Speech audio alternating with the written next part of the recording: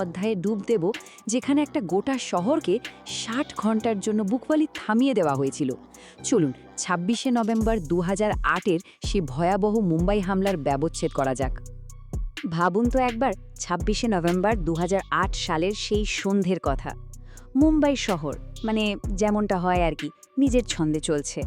রাস্তাঘাটে ভিড়, মানুষজন অফিস ফেরত, সব মিলে একটা ব্যস্ত প্রাণবন্ত পরিবেশ।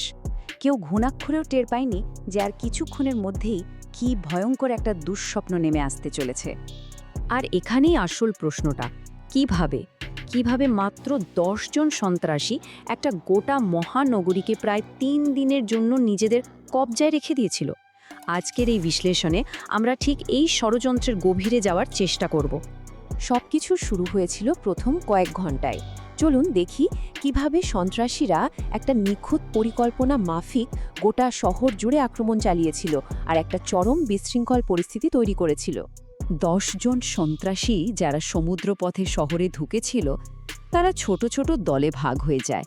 আর তারপর এই টাইমলাইনটা দেখলেই বোঝা যায়, মাত্র ১ ঘন্টার মধ্যে তারা শহরের সবচেয়ে আইকনিক জায়গাগুলোতে, যেমন ছত্রপতি শিবাজি টার্মিনাস, তাজ হোটেল, ওবেরয় হোটেল, এসব জায়গায় একযোগে হামলা চালায়। উদ্দেশ্য ছিল একটাই, যতটা সম্ভব আতঙ্ক ছড়ানো। তাদের প্রথম এবং সম্ভবত সবচেয়ে ভয়ঙ্কর হামলাটা হয়েছিল মুম্বাইয়ের সবচাইতে ব্যস্ত রেলওয়ে স্টেশন ছত্রপতি শিবাজি টার্মিনাসে।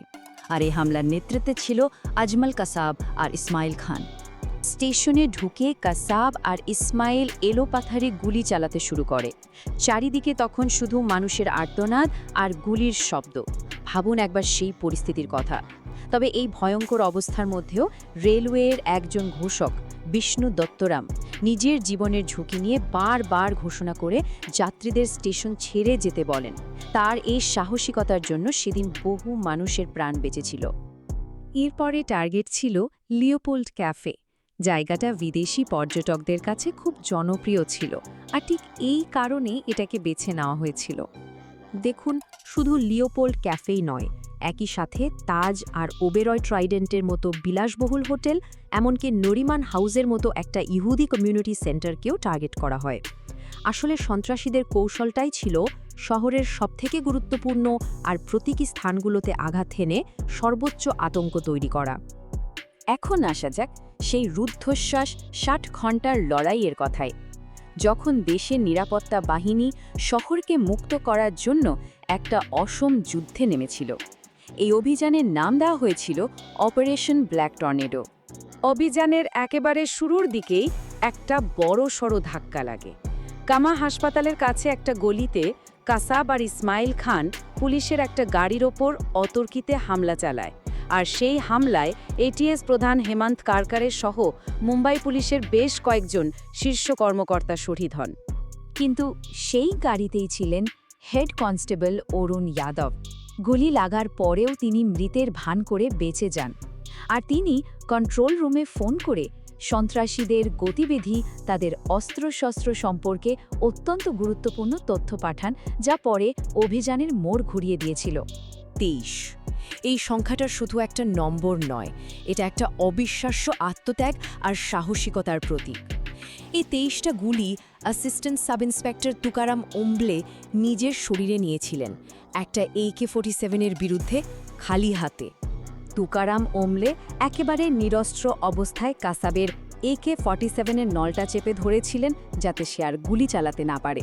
তার এই অবিশ্বাস্য আত্মত্যাগ আর সাহসিকতার জন্যই পুলিশ আজমল কাসাবকে জীবিত ধরতে পেরেছিল। আর এই কাসাবই ছিল একমাত্র সন্ত্রাসী যাকে জীবিত ধরা সম্ভব হয়েছিল। তাজ হোটেলের অভিযানের সময় NSGর মেজর সন্দীপ উন্নিকৃষ্ণনের বলা শেষ কথা ছিল এটা। নিজের টিমের সদস্যদের জীবন বাঁচাতে তিনি একা সন্ত্রাসীদের মোকাবিলা করতে এগিয়ে যান আর দেশের জন্য নিজের প্রাণ উৎসর্গ করেন।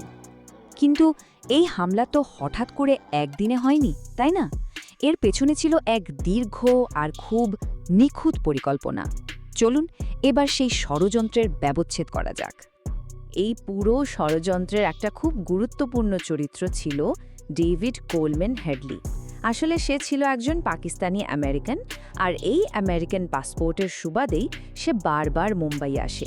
লস্কর-ই তয়বার হয়ে তাজ হোটেল সহ অন্যান্য টার্গেটগুলোর ভিডিও, ম্যাপ, ভেতরের খুঁটিনাটি সব তথ্য সংগ্রহ করে পাঠায়। এই ১০ জন সন্ত্রাসীকে যে কি কঠোর ট্রেনিং দেওয়া হয়েছিল তা শুনলে অবাক হতে হয়। অস্ত্র চালানো, বোমা বানানো থেকে শুরু করে চরম মানসিক আর শারীরিক অত্যাচার সহ্য করার মতো ট্রেনিংও দেওয়া হয়েছিল। এমনকি দৌড়ে খাসা নামের একটা পর্বে তাদের প্রায় ৬০ ঘন্টা পর্যন্ত না খাইয়ে রেখে পাহাড়ে চড়ার মতো কঠিন পরীক্ষাও দিতে হয়েছিল। সবশেষে ফাইনাল অপারেশনের জন্য সন্ত্রাসীরা কুবের নামের একটা ভারতীয় মাছ ধরার নৌকা ছিনতাই করে মুম্বাইয়ের উপকূলে পৌঁছায়। তাদের কাছে স্যাটেলাইট ফোন ছিল, হেডলির দেওয়া নিখুঁত ম্যাপ ছিল, আর সবচেয়ে দুঃখজনক ব্যাপার হলো মার্কিন গোয়েন্দা সংস্থার কাছ থেকে আগাম সতর্কতা পাওয়া সত্ত্বেও ভারতীয় কর্তৃপক্ষ সেই তথ্যটাকে ঠিকমতো কাজে লাগাতে পারেনি। হামলা তো শেষ হলো, কিন্তু তার ক্ষতটা রয়ে গেল। চলুন দেখি এই ঘটনার মানবিক মূল্য কতটা ছিল, আর এর দীর্ঘমেয়াদী প্রভাবই বা কী পড়ল। ১৬৬ নারী, পুরুষ, শিশু নির্বিশেষে মোট ১৬৬ জন নিরীহ মানুষ প্রাণ হারান, যাদের মধ্যে অনেক বিদেশি নাগরিকও ছিলেন। প্রত্যেকটা সংখ্যা আসলে একটা অসমাপ্ত গল্প। আর নিহতের সংখ্যার পাশাপাশি এই ৬০ ঘণ্টার অবরোধে ৩০০রও বেশি মানুষ গুরুতরভাবে আহত হন। এই ক্ষতটা শুধু শারীরিক ছিল না, অনেকেই সারা জীবনের জন্য একটা মানসিক ট্রমার মধ্যে দিয়ে গেছেন।